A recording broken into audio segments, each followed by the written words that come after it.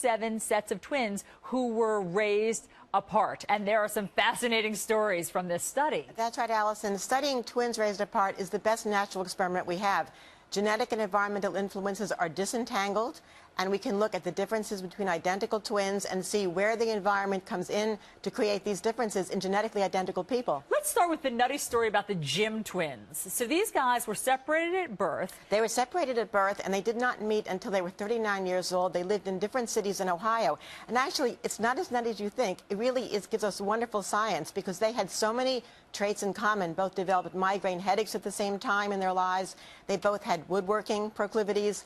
They both liked to vacation the same 3-block strip of beach in Florida. They both named their dog Toy. They named their dog's Toy, and one has to wonder what drives that. Perhaps it's the sound of the name, or it reminds them of something. But at any rate, studying identical twins raised apart gives us a whole domain for explanations for how we can understand these kinds of things and apply it at the general population level. And for you to say fraternal twins are also interesting to study. Fraternal twins are fascinating. They're very variable. They are genetically the same as ordinary siblings, but they're born the same time and share the same intrauterine environment. And they provide a wonderful control for the identical twins. So we can see if identicals are more alike than fraternals, and if they are, that tells us that genes do affect that behavior. Well,